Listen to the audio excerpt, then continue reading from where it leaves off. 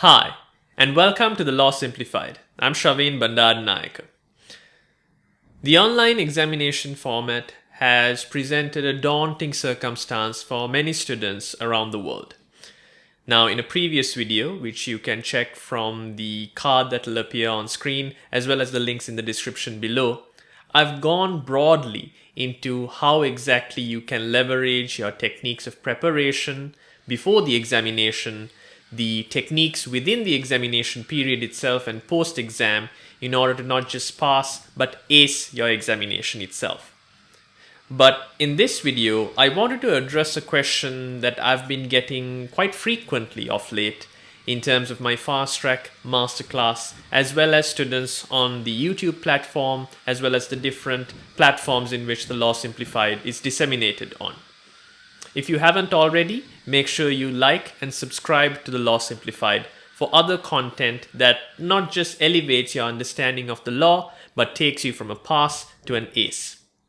That being said, the fundamental aspect that I tended to get most questions on was how exactly to strategize the examination period itself. Now, as I mentioned in that previous video, the contemporary examination context that we've had to deal with relates to either a 5-hour, a 24-hour, or in some instances, a couple of days, 48 or even 72 hours in terms of your examination or your assessment.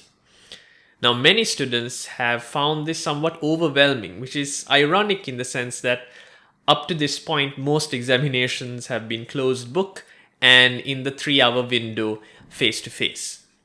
But considering this extraordinary circumstance that we are presented with, students often ask me, how exactly should I plan out that examination period? So this quick video is actually to outline a very simple formula that you can use to determine how best to optimize your personality of writing an examination. What do I mean by this? Not every single student will write the examination in the same way. In fact, I'd argue that you mustn't write an examination like someone else writes an examination. You mustn't follow the norm. You have to be comfortable in the way that you write and present your arguments. That being said, this very simple formula will help you understand the time allocation as well as for what that time allocation has to be made for. Remember the 20-60-20 rule. What I mean by this is dedicate 20% of your time during the examination for preparation and planning. When you are presented with the question, have a go through it, understand and break down what they're asking of you. And once you've done that, make sure you structure your answer within that 20% of time that you've allocated for yourself.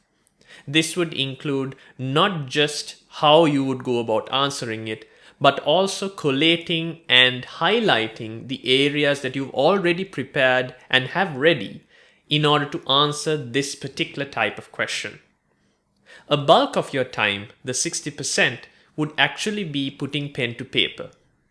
Now, by doing so, it's not essential that you don't go back and forth in terms of your research or your material. You might want to change your structure here and there.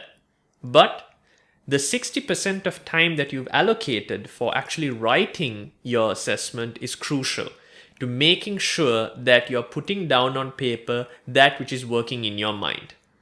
But unlike the 20% that you've allocated to plan and structure your response, this component, the 60%, is less thinking and more doing. Finally, the final 20% of your examination or assessment window should be used for checking and rechecking. Go through what you've written. Articulate for yourself whether you have done everything that you can and whether what was working in your mind has been put down on paper, so to speak. Can you see it in black and white? And most importantly, try to reflect on the structure and the strategy you had created in that initial 20% of the allocation that you made. So, 20% for the actual strategy and structure, 60% to put it down on paper, and 20% to actually check and recheck that which you have written.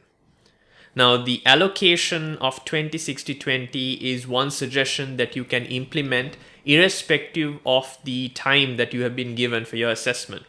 Some of you might have to deal with a 5-hour window.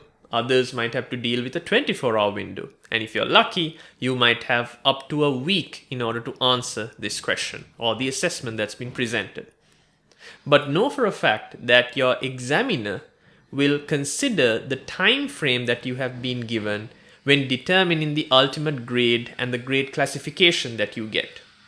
For example, if your window of assessment is 5 hours, the examiner will not expect the same level of research, of structure, of articulation, of arguments, the appreciation of the factors that have been presented to you as an examiner would if you had been given 24 hours or a week for that matter. But this formula of how much time you should allocate for each component is vital in order for you to know exactly how to prepare yourself on the one hand and then to pace yourself as you answer the question. I've often told my fast track and masterclass students to consider an examination or an assessment like a sport, as if you're training for it, and when you're actually at the assessment, think of it as being competitive. Yes, you are trying to better yourself, but you're also trying to relatively do better than the other students. Right. If you'd like to get an understanding of how questions can be structured, how they are to be broken down, and to articulate responses at a first-class level, I'd highly recommend checking out some of the workshops that I have done for the varied subjects that you'll encounter in your law degree, in an LLB, GDL, or even LLM level. You can get access to those through the links in the description below, and I'd recommend the alumni or partner subscriptions of the online law school if you want to get access to the entire library, the entire set of courses that I've taught fast track and masterclass students all around the world. Having said that, wishing you all the very best for your assessment. Have fun, stay safe, and as always, obey the law.